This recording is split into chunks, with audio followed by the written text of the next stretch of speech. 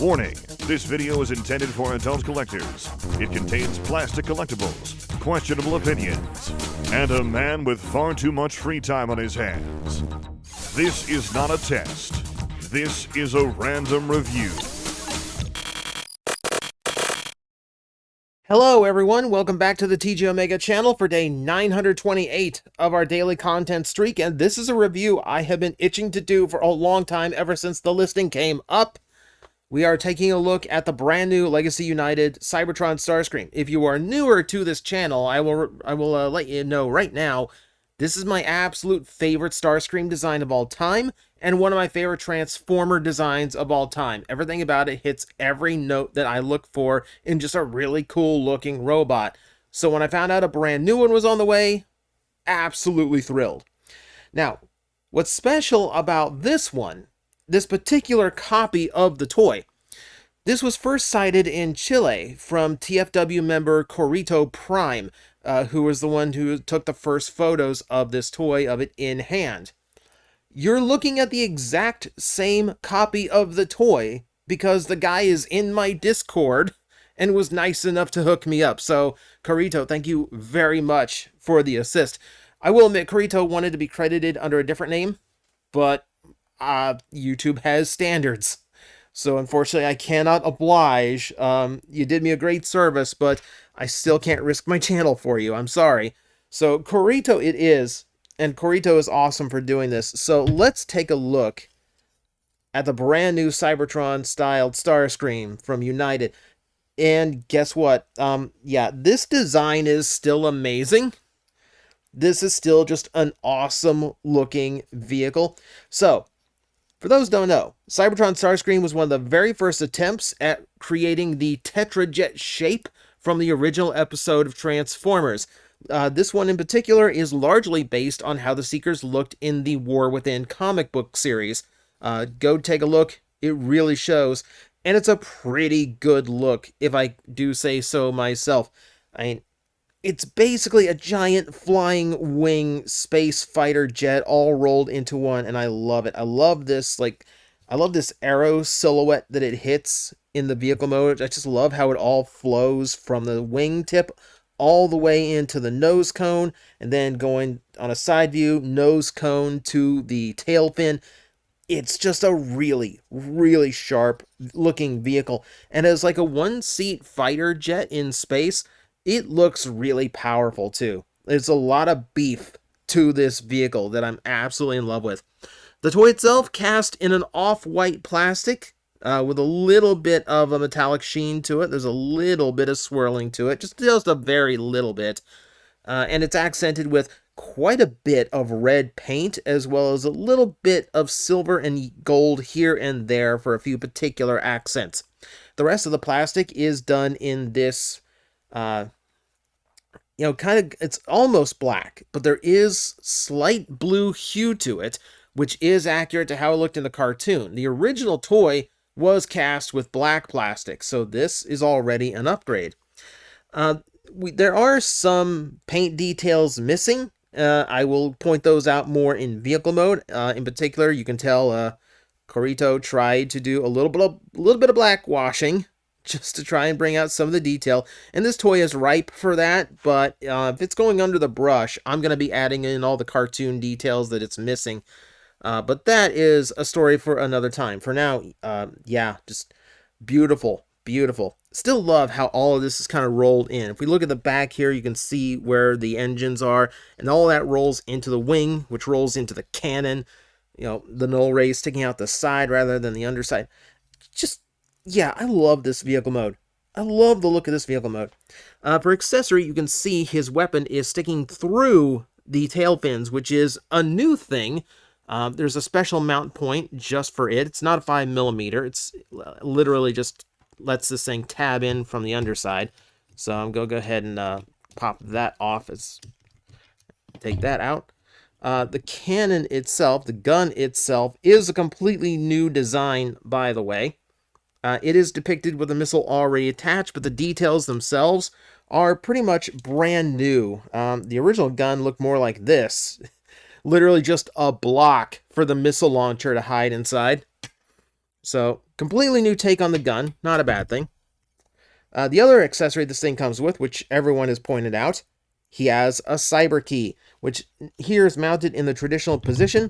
It is far smaller than a standard cyber key is, but the detailing is pretty faithful. Decepticon symbol still present. The shape is correct, maybe a little bit more rounded than the original, but the asymmetry is still there. Nice little touch. You know, it literally does nothing on this figure except accentuate it, but you know what? I will take that.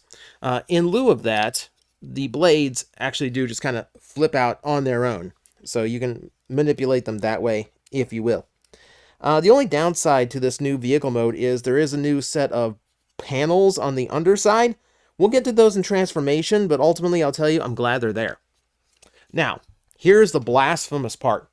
I don't have a Galaxy Force Starscream to compare this to. It went to a very good home after I got my Galaxy Meteor. But just so we can compare sculpts, because I wouldn't be without the original sculpt at least, we're going to take a look at the Cybertron version. That is to say the American release. That was a Toys R Us exclusive. And we're just going to compare sculpting details. And you can tell a lot of the sculpt details are somewhat, are pretty much accurate to the original. You can see here, like in the shoulder design, they took a little bit of liberty with the shape, but there's a lot more tech detail now. But overall, most of the design detail made it in. We take a look from the side, a lot of that little detail is still present. All that still seems correct for the most part. The biggest change, you can see there, is the size of the cockpit. The new one is far smaller and flatter to the toy, whereas the original was more rounded. Part of that was to hide the robot mode head, which doesn't transform down in any way. A little bit awkward there. The new toy, it actually does, but there is still a little block there to kind of replicate the shape, and it amuses me because it's a very simplified shape of Starscream's head, weirdly enough. So that's just a quick comparison. We'll do it again in robot mode, but for now, let's transform him and we'll see what all has changed, shall we? Okay, so there's a lot more holding everything together than there used to be on this toy. So for instance, like all this is connected together, but then again, there are also tabs here that connect the what will become the bicep into the front of the vehicle. Also, the biceps now peg into the vehicle. This is opposed to the original where there was only one mounting point and it was to the back of the shoulder and it didn't secure as well as this does. You only had to wiggle a few things in order to get them to also be in line, but on the most part, not a bad thing, not too hard. I'm going to go ahead and swing those out of the way so we have plenty of clearance to get the legs rotated forward like so. We'll fold the feet up like that. Go ahead and flip the nose cone inside the feet. The feet now have new heel spurs that are side mounted rather than being inside the foot themselves. I'm going to go ahead and close this up all the way. And I accidentally closed the new leg panel. This is something the original didn't have. It just had big hollow legs. Not so on this version. Alright, go ahead and rotate the legs forward like so. That's going to leave us with the upper body to transform. Go ahead and rotate these down like so. This is from the original transformation, so that is still fairly accurate. We'll go ahead and snap that closed. Rotate the arms and then open up these panels in order to fold out the fists. That's, again, new transformation. That's a new element, too. We'll talk about that here in a bit. Yes, there's parts of this that do dismantle a little bit. We'll get into that. It's all 5mm port, so it goes right back on. Go ahead and split the tail fin at the top. Before we get all the way down, open up the back and flip out the head. Again, another part of new transformation. And go ahead and close that back up. I'll fold these down as much as I can, getting them as out of the way as possible. And that is going to be our robot mode. And now I need to adjust the camera. Once we got them into robot mode, now you can kind of see why they made changes to the proportions and shapes of the vehicle mode. It is to make the robot mode look way closer to the animation in overall aesthetic. He is leaner, he is sharper. It's still the fantastic design from the original, but there's a lot of new attitude to this Starscream design as a whole. They've gone pretty hard on this, not going to lie. All right, as always, close-up of the head is going to start us off. And the head sculpt does have some personality to it. There's a little bit of a smirk to his face that I actually do enjoy. It's a pretty nice and accurate sculpt as well. If I take any issue with it, it's the fact that his brow is so far forward that his eyes get shadowed very easily. Can I get the eyes in the light in any angle here? Unfortunately, I don't even think I can on this one. The eyes are supposed to be a light purple color. It's just very hard to get it to come across because of the shape of the helmet. So, c'est la vie, they can't all be perfect. Here in this vehicle, in this robot mode, that we can see a lot of that detail from vehicle mode just coming together really nice. Always liked how all the red on the torso just kind of flowed around each other. It's a really cool look and really powerful looking Starscream. That's, again, the thing I really liked about this design, is that it keeps a lot of the sleek Starscream vibes, but also has this really powerful look to it with the wide, heavy shoulders, the stronger legs. He just looks like the type of Starscream that's actually going to get the job done and overthrow Megatron. Absolutely love that. The robot itself is actually pretty clean. The tail fins are basically the only things that are hanging off on this. And guess what? They are 5mm posted. So if you actually want to do away with them and just have a super clean robot, you can do that. I have, by the way, played around with this a little bit. I can't really find any other mounting points that will fit the shape of those ports. So unfortunately, you can't really do a whole lot of a weapon function with them. Not a huge deal for me, because, well, we're doing that in other ways. What I also want to point out is there's just a lot of solid detail on this. Like, if I take a closer look at this toy for you, like, obviously we've closed up the lower legs. The original toy didn't do that. Great to see. We look at the arms, get one little gap in the bicep, but the forearm is solid, the shoulder's solid, the back is solid. Like, obviously it's a panel, so the chest is hollow, but that's pretty basic even for older Transformers. The only thing hollow are those big wings and cannons, and which, yeah, you saw that they do come off. They are 5mm ported, so you can actually remove these to look like every broken Supreme Class Starscream I have seen on eBay. I mean, let's be real, that toy always ends up on eBay broken. However, it does give you a few options, just for added play value, I think. They do mount to the arms just fine. And because they are hollow, they're not going to weigh down any of the articulation, which is good. And I'm surprised that I actually kind of like how this looks. In another color scheme, I don't think I would mind this. You know what else kind of works? There's also 5mm ports on the sides of the legs. So if I flip them around and start plugging these things on in other spots, well, we do have a potential dirge, because this mold was redone in dirge colors. There's fun to be had with this. Again, I like options in my toys, and this is providing me options. Now, naturally, I'm always going to prefer the default on this, because I want that big, wide-shouldered look on that Starscream. But you know what? It's not a bad choice. It's not bad to have the options. Alright, so we need to take a look at articulation, because guess what? This guy is loaded. This guy is absolutely loaded with the stuff. The head is on a ball joint, but not a whole lot of up and down, so instead you're going to get plenty of left and right motion out of it. The shoulders are fun. Okay, so for starters, butterfly joint. The arm can bend forward. The shoulder is universally jointed all the way around here, but when you start hitting some clearance issues here, the whole shoulder point is double jointed on a hinge, which will let you raise it up even further.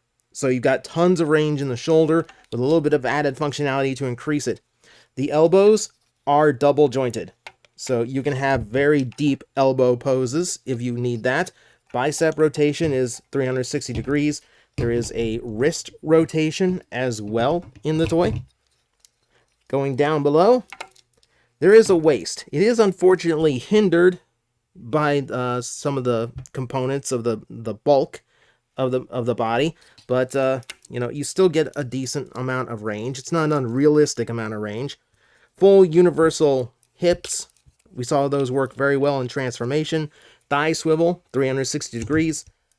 Look at the knee bend. Beyond 90-degree knee bend. Absolutely love that. And then there's the feet. So you've got the ankle tilt, but then you've also got this double hinge for the actual foot, which lets you get these crazy bends. And by crazy, I mean like, I can do poses like this with Starscream. Like super deep knee lunge. When's the last time you saw a Transformer that could hit that pose? At a retail level budget, I might add. Absolutely insane. It's not just that he has all the articulation I would expect out of a modern Transformer, it's that a lot of it is double jointed, a lot of it is beyond 90 degree. I mean, it's an insane level of articulation to it. Absolutely love it. We can go ahead and give him his additional weapon. Oh, also, should mention, the Cyber Key also fits in the back of the gun. So if you want to look like you're powering up his new blaster, you can absolutely do that as well. But yeah, like everything about this toy just sings to me. The only flaws I can hit on it in any capacity is, there's a lack of paint, which, a toy today is not going to get nearly as much paint as a toy from 2005. So that's not really a huge surprise. Oh, I guess it would be very rude of me if I didn't point out a couple more things here. So, for starters, he does have a 5mm point on the back, so he can store his weapon on his back, just like he used to. And then, of course, his signature weapon. The blades do flip down. It's not automatic, it's not spring-loaded anymore, but he does have his traditional weaponry.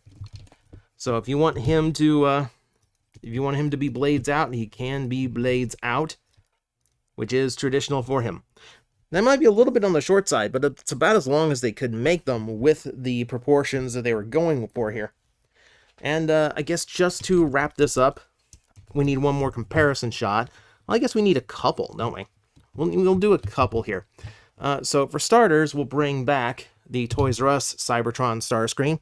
Again, just so you can compare sculpts. Obviously the new one is a little bit smaller, not to be unexpected with, how things have changed with toy production. But yeah, the one on the left, you can see much heavier, bulkier. Still really like the look of that, but yeah, the new one just feels more like it came out of the anime, and it just plays so much better as a toy, while still doing a really good job of hitting that design in a really strong way. Yeah, absolutely in love with this design again, all over again. One more design that we have to compare it to, because someone's going to ask. There he is with Galaxy Meteor. So, Galaxy Meteor takes some liberties with the overall shapes of some things, but for the most part, the colors are pretty much spot on, so that gives you a better comparison to, what he would look like in the cartoon, based on how the toy looks. So, you can take that for what you will. I do feel like I get a lot of what I enjoy out of Galaxy Meteor from the new one in an easier to handle figure that doesn't have, to our knowledge at least so far, the break issues that Galaxy Meteor does. So for now, I think I'm going to be playing with the brand new one. And this one is, I can tell you this one's going to be on my desk to mess with for quite a while. It is a fantastic upgrade. It's everything I could want in a brand new version of my favorite Starscream design of all time. I'm absolutely thrilled with how it came out. And that's going to do it. So this one is pre-order everywhere right now. I've got a link to my to Entertainment Earth in the description. You can support the channel by pre-ordering it there. Would appreciate that. But wherever you get it, you're going to enjoy it. This is already up with my toys of the year. We're not even that far into the year yet, so that should tell you everything.